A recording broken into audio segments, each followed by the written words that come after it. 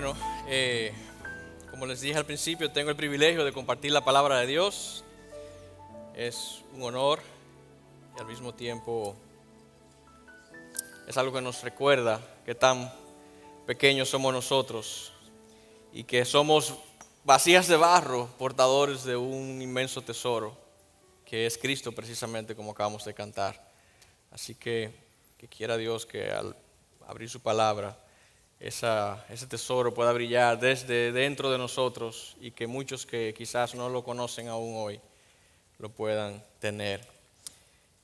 Todo lo que hemos cantado hoy es un sermón en canción y de manera expresa. Si usted tiene un tiempo con nosotros, se habrá fijado que cuando es posible y en la mayoría de los casos, nosotros queremos exaltar al Señor, proclamar su nombre, proclamar su palabra por medio de nuestras canciones, responder a Dios a través de las canciones, que nuestro corazón sea movido a acciones de gracias y a una adoración en espíritu y en verdad, a partir de lo que Él ya ha revelado de sí mismo en su palabra. Es nuestra oración que siempre lo que cantemos, como leíamos al principio, esté lleno de la palabra de Cristo. De manera que nuestro corazón también pueda ser enfocado, preparado, alineado para lo que Dios, entonces, en su tiempo de comunicarnos a nosotros podamos entonces responder con lo que es nuestra verdadera adoración, nuestra respuesta a su palabra. Así que vamos a compartir un texto que es muy conocido para muchos de nosotros. ¿Cuántos de nosotros no conocemos el texto que dice, y conoceréis la verdad? Hasta en el escudo de nuestra bandera está nuestros padres de la patria que tuvieron temor de Dios, reconocieron que la verdadera libertad se encontraba en Cristo. Juan 8:32. Y el 36 es una reafirmación de esta verdad cuando dice, así que si el Hijo os libertare, seréis verdaderamente libres o realmente libres, dependiendo de la traducción. Y eso hemos cantado. El concepto de libertad es algo con lo que estamos muy bien familiarizados, aunque ha sido definido, o más bien ha sido difícil de definir al ser un concepto, un principio un poco abstracto. Pero en sentido general se entiende por libertad la facultad que todo ser vivo, no solamente los humanos, todo ser vivo tiene de llevar a cabo una acción de acuerdo a su propia voluntad, sin restricciones. Es la posibilidad que tenemos de decidir por nosotros mismos cómo actuar en las diferentes situaciones que se nos presentan en la vida. Y de manera muy sencilla, muy práctica, déjame hacer lo que yo quiero. Sabemos que muchas veces asociamos el concepto de libertad a eso. Déjame libre, déjame ser, muchas personas dicen a veces. Pero en el contexto bíblico, que es lo que nos ocupa hoy, porque debemos no mirar este concepto a la luz de cómo nosotros lo entendemos, sino a la luz de cómo Dios lo entiende, cómo Dios diseñó su creación y nos diseñó a nosotros. Tenemos que considerar entonces, ver este concepto de la libertad a través de los lentes de Dios y lo que la palabra de Dios dice. En ese contexto bíblico podemos entender mejor el concepto de libertad a partir de lo que perdimos una vez. Y fue precisamente eso, lo que perdimos. ¿Qué perdimos? Nuestra libertad. El hombre la tuvo en el Edén. Pero después de Génesis 3 todo cambió. Desde entonces el hombre ha cargado con un peso sobre sus hombros, un peso, un barril lleno de consecuencias, producto del ejercicio equivocado de su libertad, entre comillas.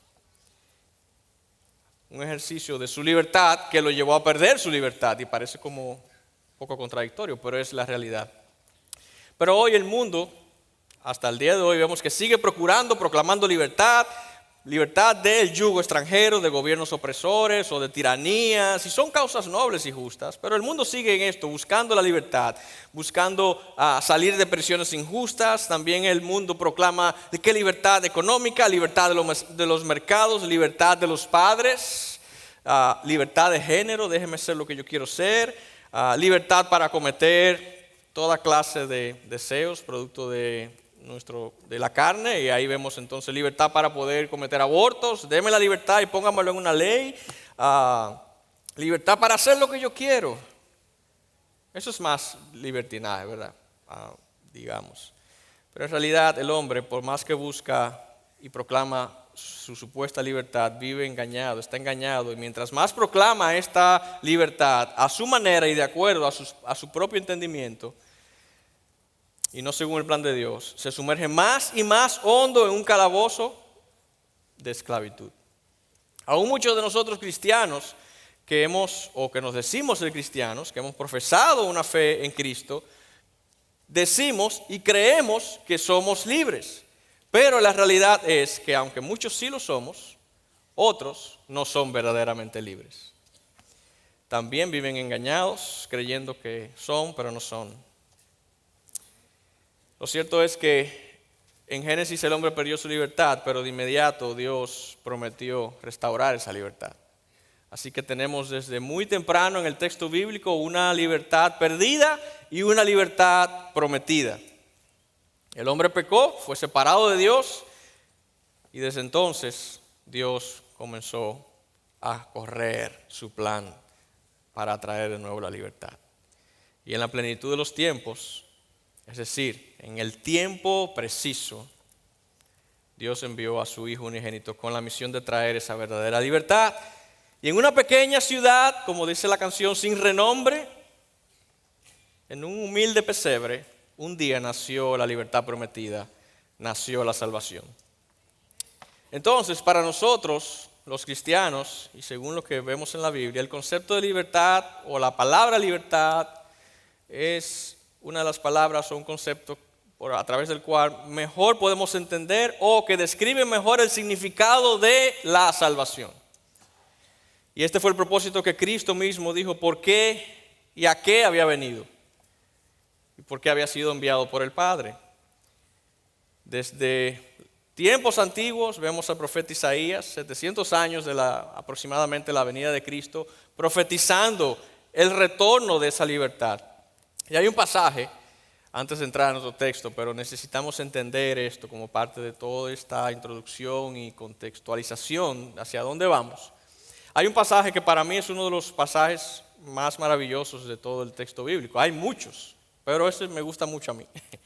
Y yo espero que así como me impacta al ver cómo Dios fue orquestando las cosas y cómo en ese cumplimiento de sus promesas y en el tiempo Él muestra que Él es fiel a lo que promete. Tenemos un pasaje de Lucas 4, 17 y 21, cuando Cristo retorna a Nazaret. Había estado ya predicando, ya era un maestro, un rabí judío conocido. Y un día, el día de reposo, entra a esta sinagoga y se estilaba que cuando había un maestro en la región visitando y visitaba la sinagoga, se le diera la oportunidad de predicar ese día. Ellos tenían un culto o un servicio similar al nuestro. Algunos registros indican que ellos iniciaban orando y cantando salmos y adoraban a Dios. Pero una vez pasaban estos cánticos al Señor, ellos entregaban entonces el rollo, la palabra de Dios, a este maestro que se iba a poner en pie y lo iba a leer, y luego se iba a sentar en un lugar un poco más alto, como una silla de honor, que representaba una silla de honor y también de autoridad, mostrándole a todos que el centro de la adoración es precisamente eso que va a suceder ahí. ¿Y qué es? Vamos a escuchar la palabra de Dios y vamos a responder a la explicación de la palabra de Dios. Jesús entró a esta sinagoga y entonces le dieron el privilegio de predicar. Le entregaron el rollo del libro de Isaías y Cristo abrió el rollo del libro de Isaías, que debe saber que en el hebreo estos rollos no estaban divididos por capítulos, por versículos, ni siquiera por espacios. En el hebreo todo está como un solo bloque, texto completo. De hecho se lee al revés, de derecha a izquierda en vez de izquierda a derecha. Es dificilísimo para nosotros entender eso. Bueno, pero se puede lograr aprender. Pero Cristo mostró que dominaba a la perfección el texto bíblico, bueno, Él lo inspiró, su espíritu lo inspiró, que inmediatamente escogió de este rollo de Isaías qué iba a leer. Y esto fue lo que sucedió entonces. Lucas 4, 17 y 21. Le dieron el libro del profeta Isaías y abriendo el libro halló el lugar donde estaba escrito: el Espíritu del Señor está sobre mí, porque me ha ungido para anunciar el evangelio a los pobres. Me ha enviado para proclamar libertad a los cautivos y la recuperación de la vista a los ciegos, para poner en libertad a los oprimidos, para proclamar el año favorable del Señor. Cerrando el libro, lo devolvió al asistente y se sentó en esa silla de honor o de autoridad en el centro de la sinagoga. Y los ojos de todos en la sinagoga estaban fijos en él. Y dice el versículo 21, y comenzó a decirles: hoy se ha cumplido esta escritura que habéis oído. Hoy se ha cumplido. La cita era Isaías 61, del 1 al 2. Hoy es el año favorable del Señor, del que habló el profeta Isaías, y esa era la referencia que el pueblo conocía. Y este año favorable del Señor apuntaba a un año de jubileo, y debemos recordar que en el tiempo del Antiguo Testamento, cada 50 años aproximadamente, cada 50 años había una fiesta de celebración, y durante ese año se proclamaba en toda la tierra un tiempo para que cada habitante retornara a su casa, y en eso consistía el jubileo. Y ponga atención a esto, porque aquí hay un simbolismo hermoso con lo que entendemos que ha sucedido espiritualmente en nosotros. En este año se proclamaba jubileo, celebración. Cada habitante debía retornar a su casa, a su clan, a su propiedad, pero más significativamente aún, el jubileo era un año de amnistía, donde los esclavos eran liberados de su servidumbre. Era un año de redención, donde los que debían algo eran liberados de sus obligaciones financieras. Era un año de restauración, donde la propiedad perdida era retornada a su legítimo dueño por derecho. Pero más aún, el profeta Isaías apuntaba en esta profecía al día de lo que se llamaba, por así decirlo, el jubileo de jubileos. El último de los jubileos, que implicaba el real y efectivamente el real retorno de ese Mesías que ellos esperaban, que venía a hacer esto en ellos, liberarlos. No se estaban refiriendo a un simple jubileo. Y Cristo con esto lo que le estaba diciendo a ellos: eso que fue profetizado y que ustedes esperan, ese jubileo de jubileos, está aquí. Yo soy. O sea que ellos no pudieran alegar ignorancia. Ellos sabían exactamente que era una referencia directa al Mesías. Después de este mensaje y muchos otros donde Cristo se proclamó a sí mismo como Mesías, muchos creyeron y otros no creyeron. Pero este es el mensaje de Cristo desde el principio: vine a libertar a los cautivos, vine a traer salvación. En lo adelante, muchos mensajes fueron predicados por Cristo. Muchos creyeron, muchos no creyeron. Y aquí llegamos entonces a nuestro texto de Juan 8. Conoceréis la verdad y la verdad os hará libres. Es un texto donde Cristo vuelve a hacer referencia a esa libertad de la cual Él habló en esa sinagoga de Nazaret, por el cual había venido. Pero antes de entrar en este texto, es importante que veamos versículos anteriores que nos enseñan que Cristo ya estaba predicándoles y hablándoles a estos discípulos, a los cuales, o a estos judíos, a los cuales Él les pronunció estas palabras: y conoceréis la verdad, y la verdad os hará libres. Y posteriormente dijo: así que si el Hijo os libertare, seréis verdaderamente libres. El versículo 30 del capítulo 8 de Juan dice: entonces muchos de los que oyeron sus palabras creyeron en Él. Y la pregunta para nosotros entonces es: ¿cuáles fueron esas palabras? En este capítulo 8 tenemos el versículo 12, el 19 y el 21 y el 28, donde tenemos 4 importantes declaraciones de la enseñanza de Jesús que ellos escucharon y por las cuales ellos, dice el texto, que creyeron. Aquí está el famoso texto Juan 8:12 que dice: yo soy la luz del mundo, si ustedes me siguen no tendrán que andar en la oscuridad porque tendrán luz que lleva a vida eterna. Si me conocieran a mí, también conocerían a mi Padre. Yo me voy, ustedes me buscarán, pero morirán en su pecado. A donde yo voy, ustedes no pueden ir. Ustedes son de abajo, yo soy de arriba. Ustedes pertenecen a este mundo, yo no. Por eso dije que morirán en sus pecados, porque a menos que crean que yo soy quien afirmo ser, morirán en sus pecados. Y ellos decían, ¿y tú quién eres? Y él dijo, el mismo que dije que he sido siempre. El mismo que he dicho siempre. Versículo 28, por eso Cristo dijo, Jesús, cuando hayan levantado al Hijo del Hombre, aunque no está, pero implícitamente se entiende en la cruz, entonces comprenderán que yo soy. Pero no que yo soy Jesús, hola, yo soy Luis, hola, yo me llamo fulano de tal. No, yo soy de la zarza ardiente, cuando Dios se le reveló a Moisés. Yo soy. Así que este es el preámbulo, a partir del cual llegamos entonces al versículo 31 y en otro texto. Dice, entonces Jesús decía a los discípulos que habían creído en Él. El 30 dice, muchos creyeron. Y Él dice, a los que creyeron en Él, entonces es esta enseñanza. Y es para nosotros la enseñanza de hoy. Leamos. Entonces Jesús decía a los discípulos que habían creído en Él, si vosotros permanecéis en mi palabra, verdaderamente sois mis discípulos. Y conoceréis la verdad y la verdad os hará libres. Ellos le contestaron, somos descendientes de Abraham y nunca hemos sido esclavos de nadie. ¿Cómo dices tú seréis libres? Jesús le respondió, en verdad os digo que todo el que comete pecado es esclavo del pecado. Y el esclavo no queda en la casa para siempre. El Hijo sí permanece para siempre. Así que si el Hijo os libertare, seréis verdaderamente libres. Muchas veces nos enfocamos solamente en conoceréis la verdad y seréis libres. Libertad, libertad, libertad. Pero olvidamos todo lo que está pasando ahí. Y lo que está pasando ahí es que Jesús está predicándoles a muchos que dicen que creyeron, pero en realidad eran incrédulos. El corazón del hombre era el mismo ayer y es el mismo hoy. Y las palabras de Cristo fueron las mismas ayer y son las mismas hoy.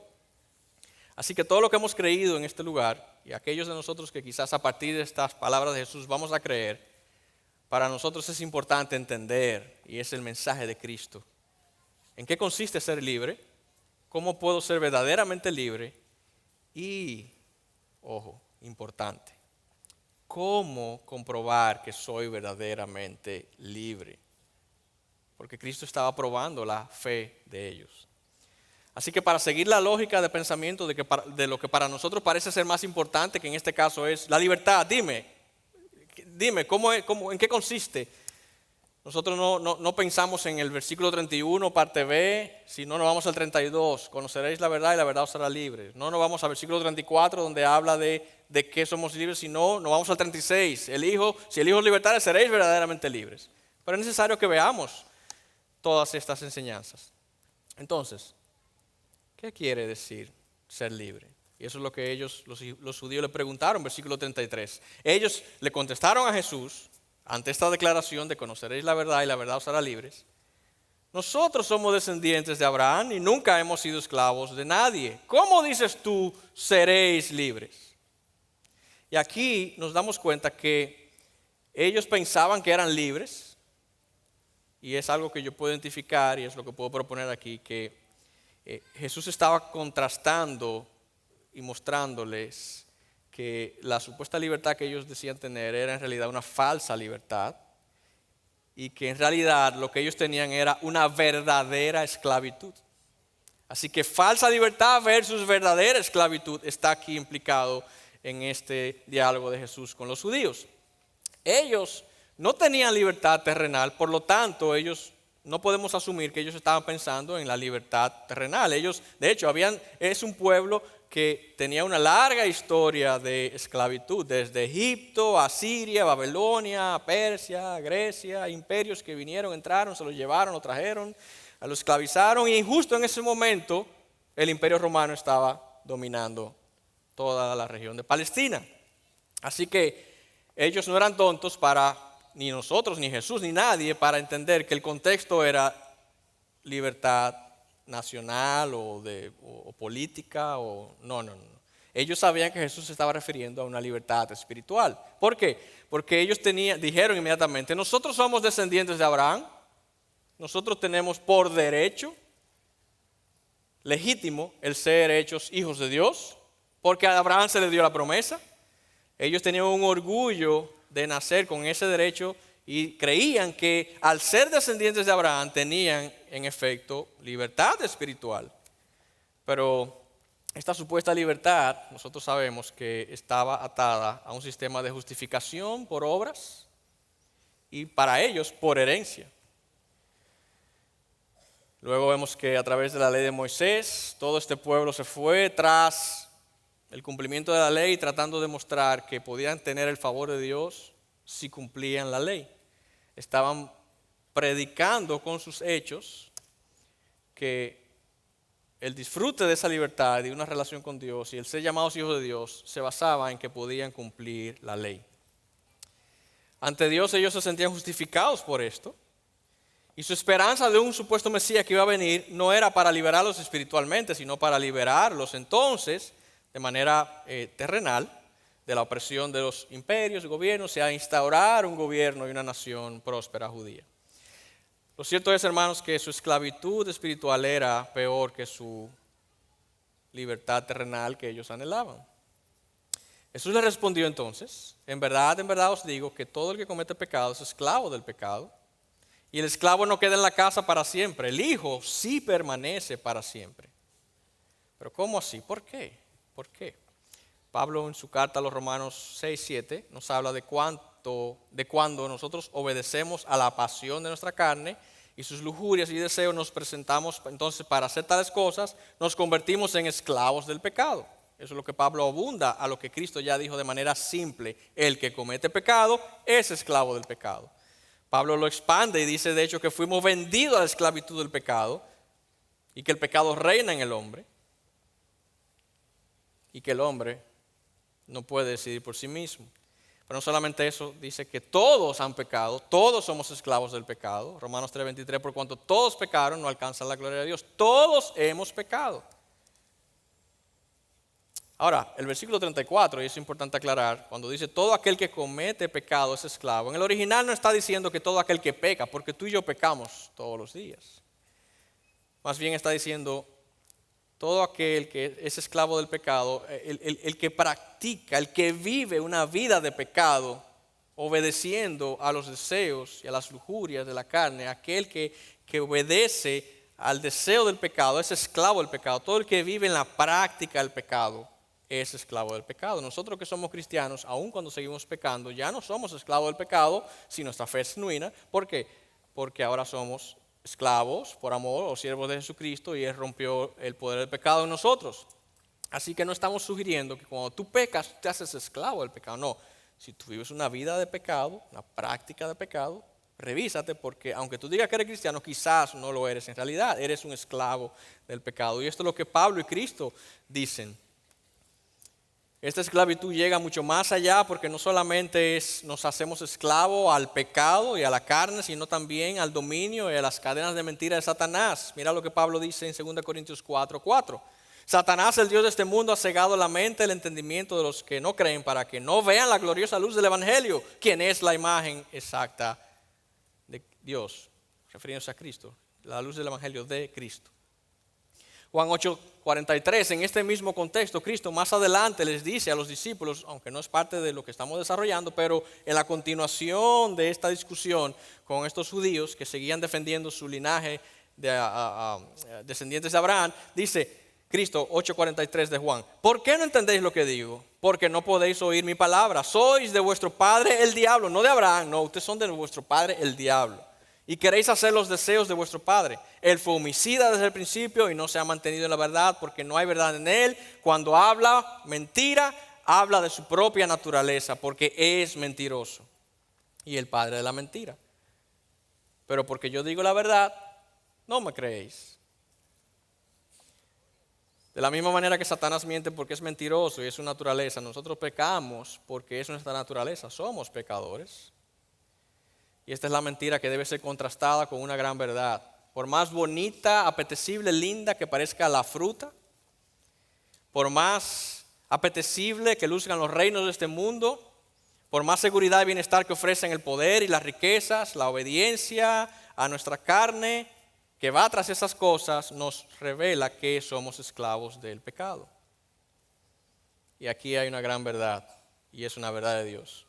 El pecado, lo que te va a devolver en dividendo, la paga del pecado es muerte, y ustedes lo saben, eso es lo que dice el texto, Romanos 6:23.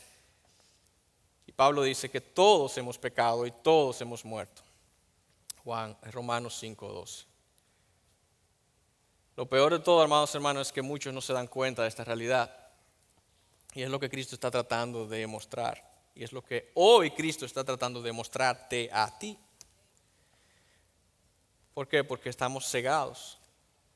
El Salmo 36:1-3 dice: la transgresión habla al impío dentro de su corazón. No hay temor de Dios delante de sus ojos, porque en sus propios ojos la transgresión le engaña en cuanto a descubrir su iniquidad y aborrecerla. No la descubrimos, no la odiamos, no nos damos cuenta, vivimos cómodos como el pez en el agua. Las palabras de su boca son iniquidad y engaño. Ha dejado de ser sabio y de hacer el bien. Esa es la condición del hombre. La Nueva Traducción Viviente dice: a los malvados el pecado les susurra en lo profundo del corazón. Son ciegos de presunción. No pueden ver lo perversos que son. Este es el hombre que no tiene fe en Cristo, por tanto morirá en su pecado, como Él les dijo a ellos en este capítulo 8. Y la consecuencia de esto es condenación eterna. ¿Por qué? Juan 3:18, en las palabras de Cristo dice: todo el que no cree en Él, en Cristo, ya ha sido condenado por no haber creído en el único Hijo de Dios. Esta condenación se basa en el siguiente hecho: la luz de Dios llegó al mundo, pero la gente amó más la oscuridad que la luz, porque sus acciones eran malvadas. Por eso Cristo, en el versículo 35 de nuestro texto, Juan 8, del 31 al 36, pero de manera particular en el 35, en la continuación de este argumento en contra de la opinión de los judíos que se apoyaban en Abraham y en su linaje, Cristo le dice: un esclavo no quedará para siempre en la casa del amo, y se entiende en este contexto que el amo es Dios. Y él está aludiendo a que ellos, los judíos, estaban confiados en esta supuesta descendencia de Abraham y que se consideraban con un derecho de hijos, pero que en realidad no son hijos, son esclavos, porque son esclavos del pecado. Y lo que dice el versículo 35 es que el esclavo no permanece para siempre en la casa, será echado, será sacado. Lo que está diciendo: ustedes serán echados, ustedes serán condenados. Esta es la condición no solamente de estos judíos, sino de todo aquel que no tiene una genuina fe en Cristo. Pero como dice el pastor Miguel en muchas ocasiones, pero Dios envió a su Hijo a anunciar el Evangelio a los pobres, aquellos que no tenían solvencia moral ni espiritual para salir de su esclavitud, que no podían pagar. Vino a libertar a los cautivos, a devolver la vista a los ciegos, por eso Él dijo que Él es la luz del mundo. Vino a proclamar el año favorable del Señor, a proclamar el año del jubileo, el año de las buenas nuevas, el año de la redención. ¿Recuerdan el sermón de Cristo en la sinagoga de Nazaret? A eso Él vino. Hoy aquí también anunciamos lo que Cristo proclamó en aquel día. Este es el año favorable del Señor. Hoy anunciamos que Él vino a hacernos no solamente libres, verdaderamente libres. Él vino a hacernos hijos para que no seamos echados como el esclavo, para que podamos permanecer para siempre en la casa. Recordemos, hermanos, lo que 1 Juan 3, 4, 5 dice: todo el que practica el pecado practica también la infracción de la ley, pues el pecado es infracción de la ley. Y eso apoya el punto de que no es pecar por pecar, porque todos pecamos, es la práctica del pecado. Pero el texto sigue diciendo: y vosotros sabéis que Él, Cristo, se manifestó a fin de quitar los pecados, y en Él no hay pecado. Esto es lo que Cristo está predicando. Ustedes tienen esta condición, pero yo he venido a quitar sus pecados. Entonces, porque en Él no hay pecado y Él viene a quitar nuestros pecados, podemos entender mejor la verdad del Evangelio. Y eso es como podemos llegar a entender cómo llego a ser verdaderamente libre. Y conoceréis la verdad, y la verdad os hará libres. Al decir esto, Cristo también de entrada le está diciendo a ellos, ustedes no conocen la verdad, ustedes son ignorantes, están en el error, viven una mentira, necesitan conocer la verdad. ¿Y qué es conocer la verdad? Bueno, tú y yo sabemos que Él es la verdad. Conocer la verdad es conocer al Hijo, la verdad es igual al Hijo. Juan 14, 6 y 9 dice, yo soy el camino, la verdad y la vida y nadie viene al Padre si no es por medio de mí. Si ustedes me conocieran también sabrían quién es mi Padre. De ahora en adelante ya lo conocen y lo han visto, le dijo a sus discípulos más cercanos, los que me han visto a mí han visto al Padre. Él es la verdad. Cristo personifica la verdad. Hay que conocer a Cristo. Y tú debes entender esto. Para el judío el verbo conocer no tenía solamente una implicación intelectual. Para el judío de la época, cuando Cristo decía tú tienes que conocer la verdad, Cristo le está diciendo tú tienes que tener una experiencia personal con el objeto conocido. Para el judío conocer iba mucho más allá que intelecto. Implicaba una relación estrecha, cercana, producto de un pacto. También podía implicar una relación íntima, personal.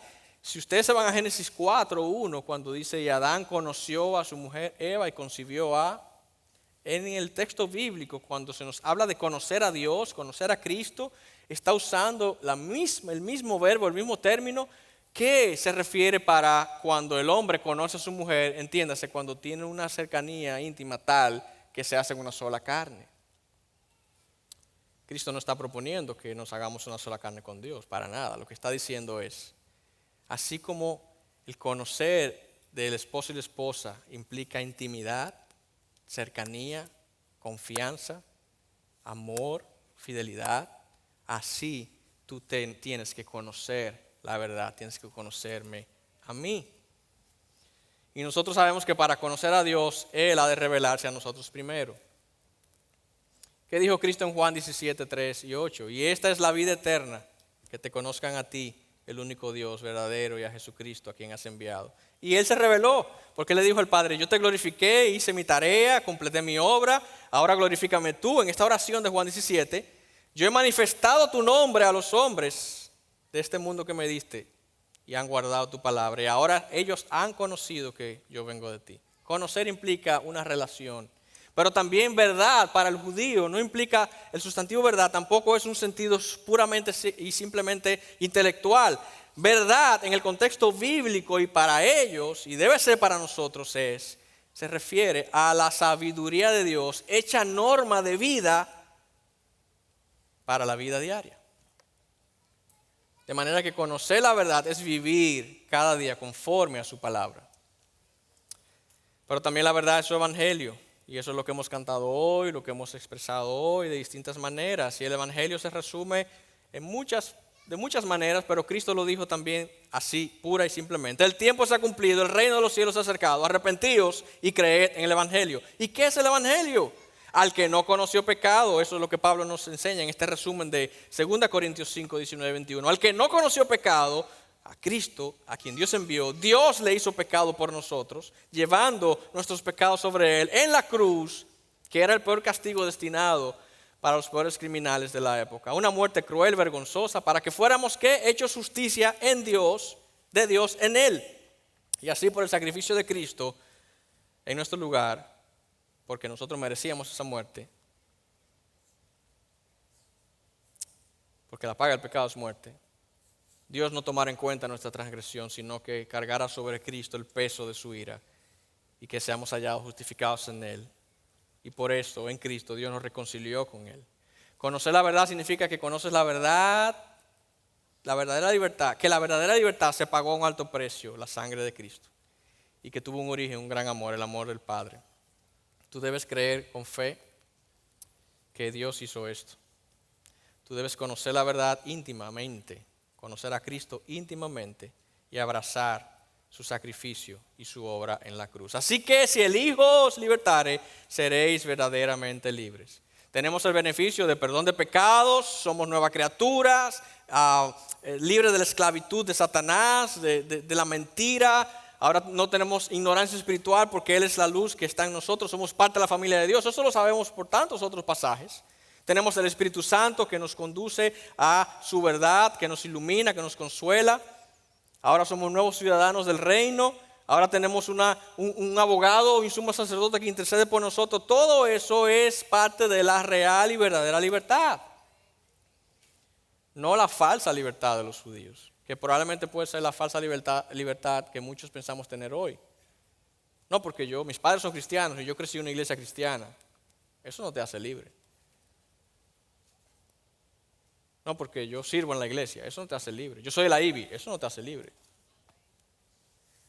Solamente si el Hijo te hace libre, serás verdaderamente libre. ¿Tú crees esto?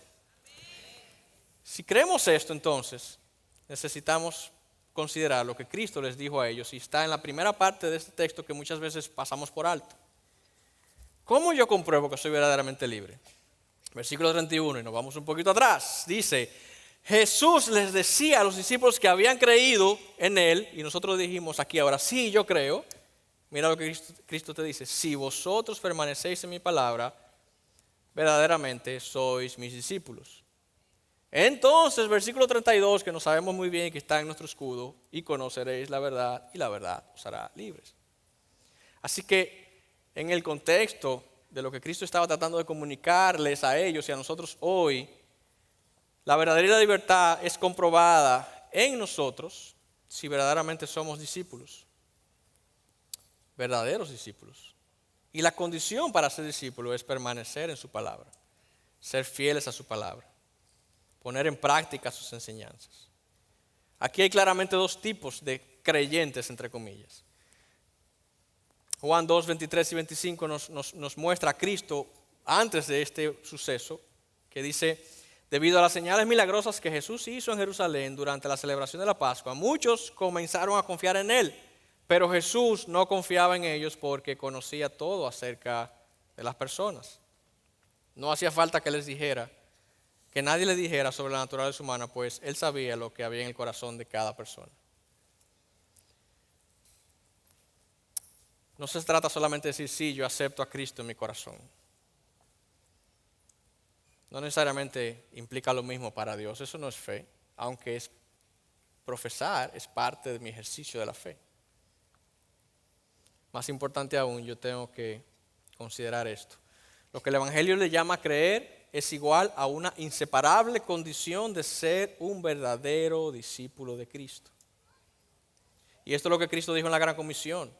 ¿Qué fue lo que dijo Cristo en la Gran Comisión? ¿Hagan qué? Discípulos.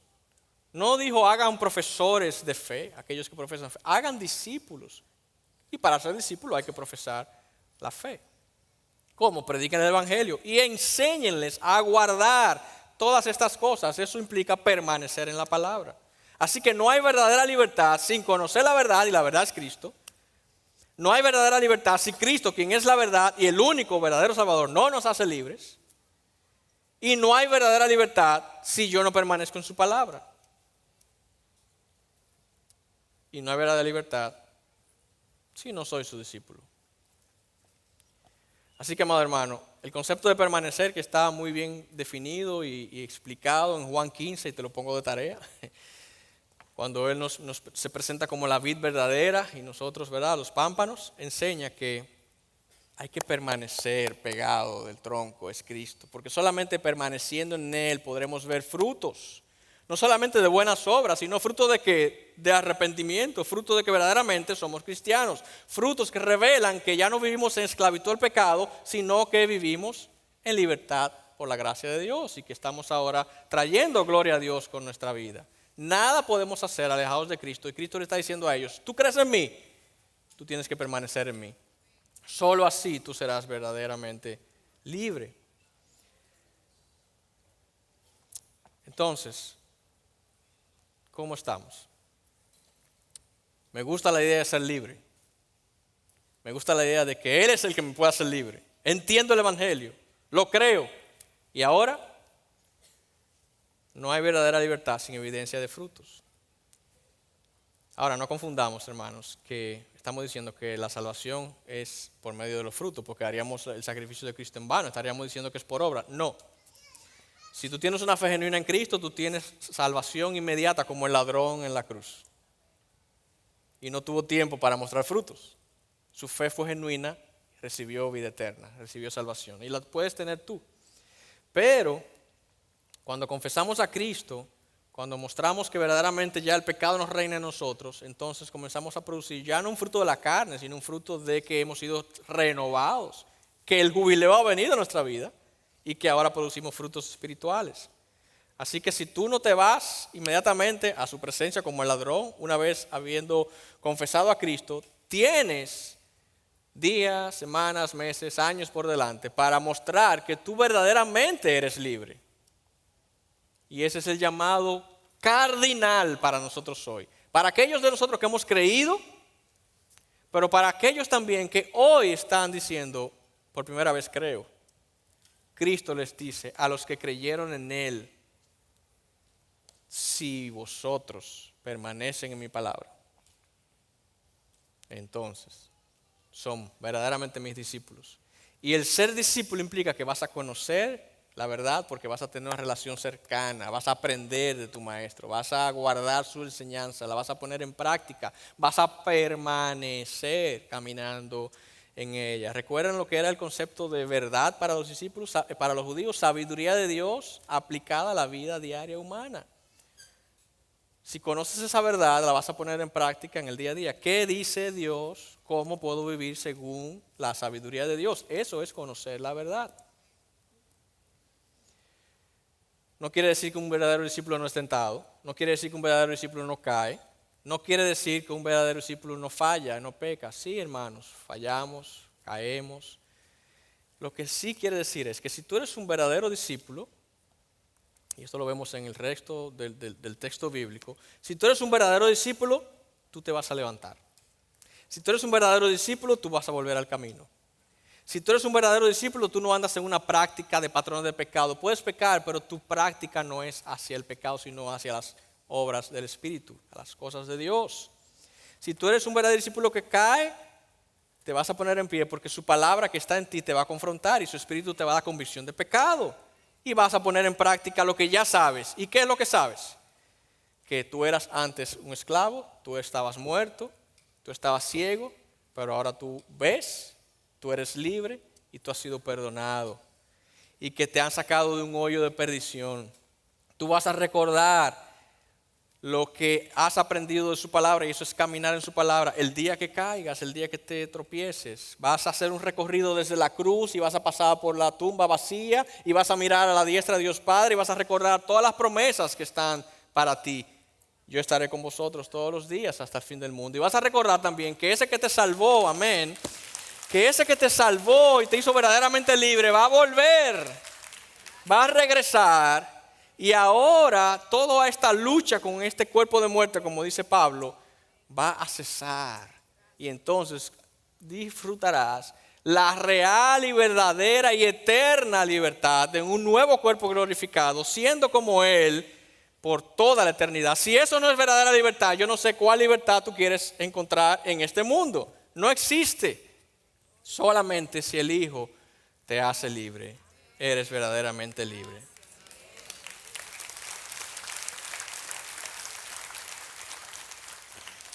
Pero yo soy débil, pastor, yo no tengo fuerza. No se trata de tus fuerzas.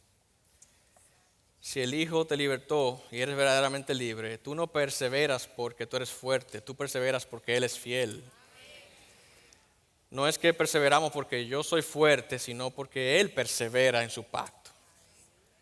Y persevera hasta el final. Significa que las misericordias de Dios se renuevan cada día y están para ti. Y que Cristo prometió que nunca te dejaré ni te desampararé. Debemos entonces mirar a Pablo en Romanos 6, versículo 10 en adelante, cuando nos dice, y es el estímulo para nosotros, hey, tú eres verdaderamente libre, pon atención a esto. Cristo murió una vez y quebró el poder del pecado en ti. Cristo vive y vive para la gloria de Dios.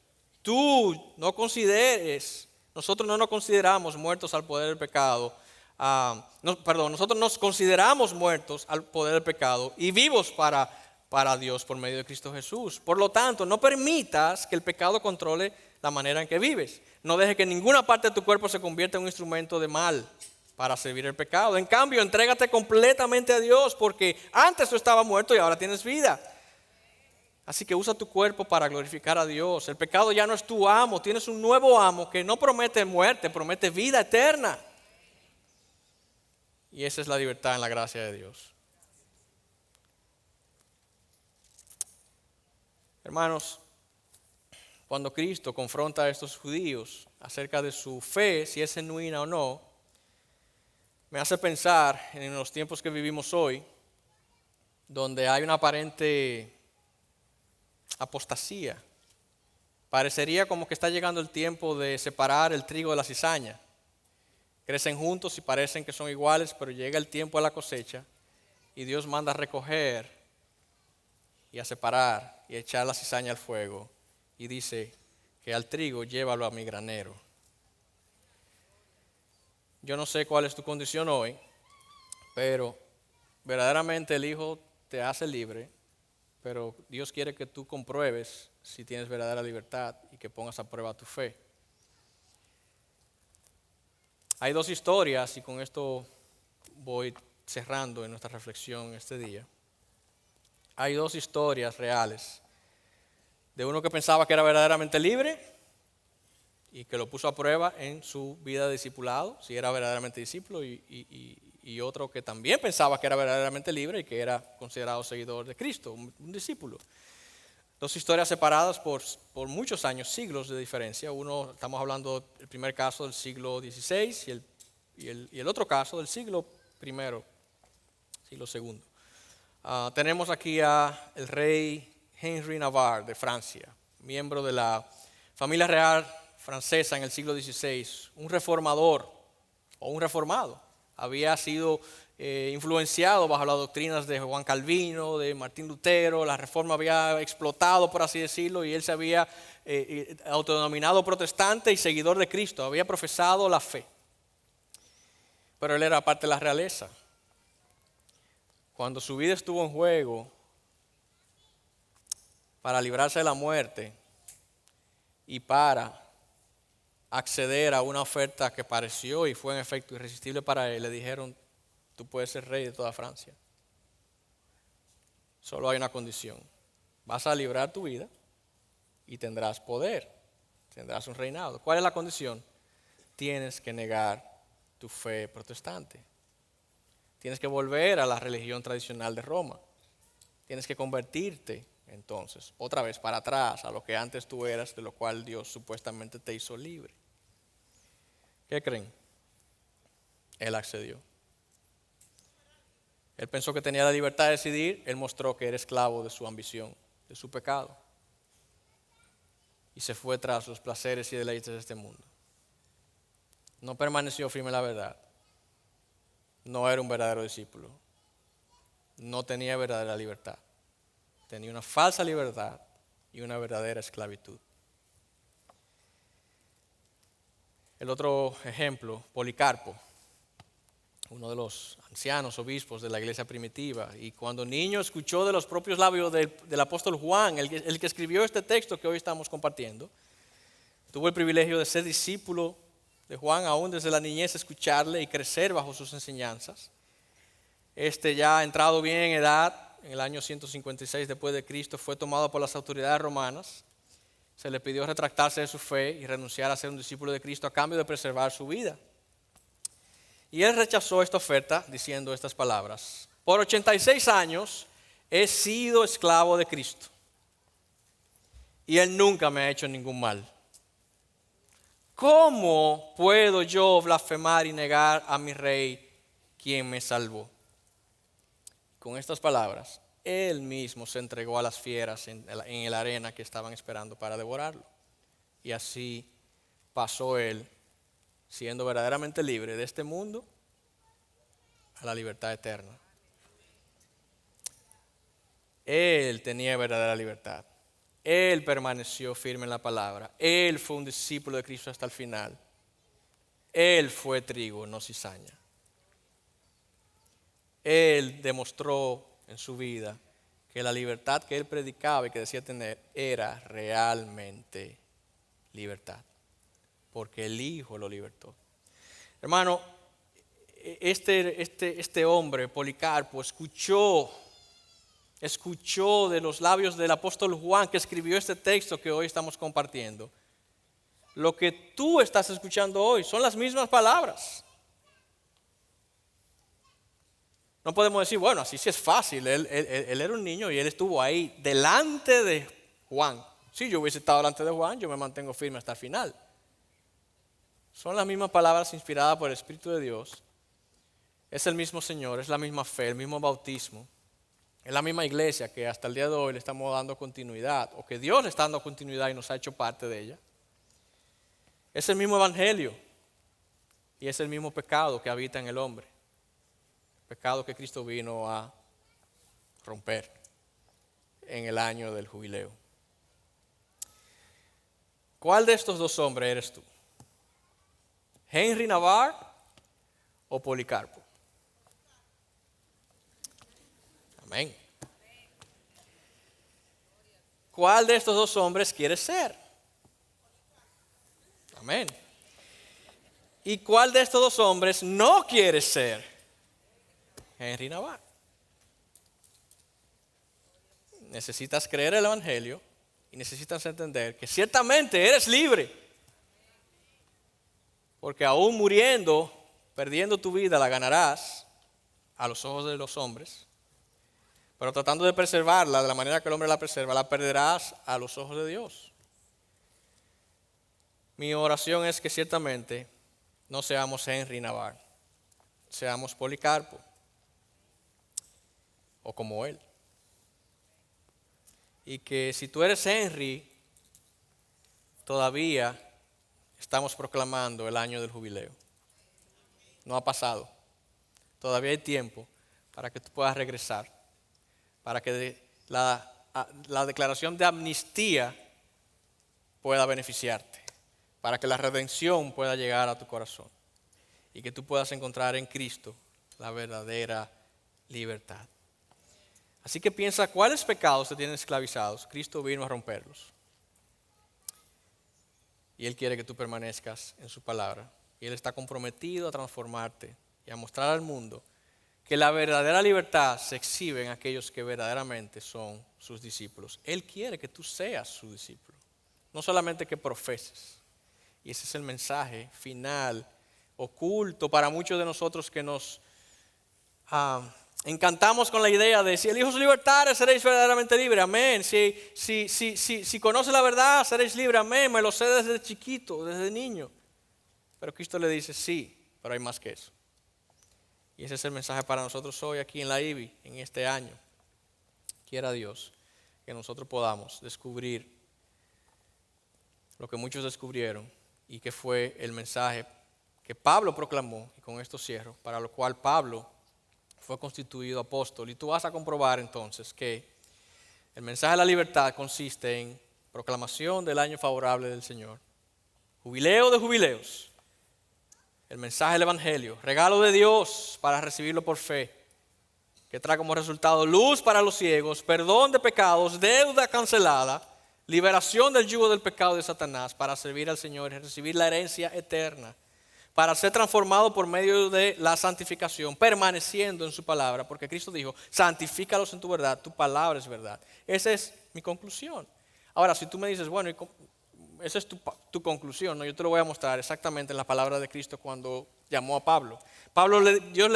Cristo le dijo a Pablo, Pablo, ¿por qué me persigues? Una luz lo iluminó, cayó a tierra y mi deseo es que tú puedas caer ante la gloria de Dios hoy y que tú puedas escuchar las palabras de Cristo cuando le dijo a Pablo, y es mi oración hoy, Pablo, yo te he escogido para que a los gentiles vayas, para que abras sus ojos a fin de que se vuelvan de la oscuridad a la luz y del dominio de Satanás a Dios, para que reciban por la fe en mí el perdón de pecados y herencia entre los que han sido santificados. Palabras de Cristo. Y esa es la oración y el mensaje para ti hoy. Cristo te ofrece verdadera libertad, pero necesita iluminar tu corazón. Y mi oración y mi deseo es que esta palabra ya haya iluminado tu corazón. Y que tú puedas decir, sí, yo quiero, yo creo, yo quiero ser un discípulo de Cristo para recibir esa real libertad. Cierra tus ojos.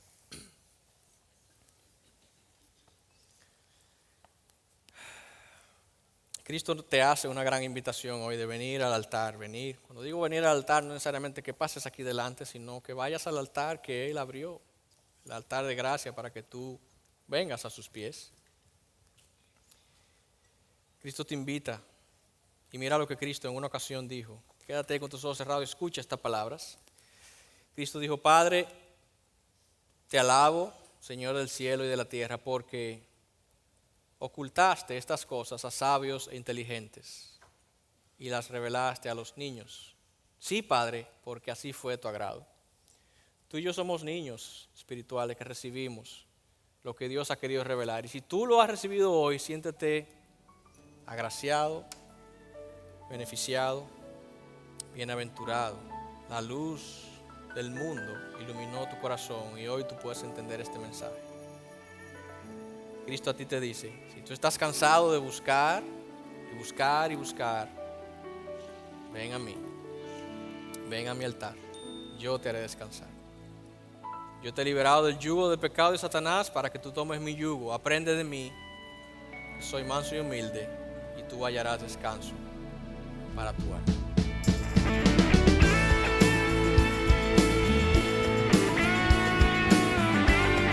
Esta es una producción que llega hasta ustedes gracias a los aportes de individuos y empresas comprometidos con la defensa de la fe.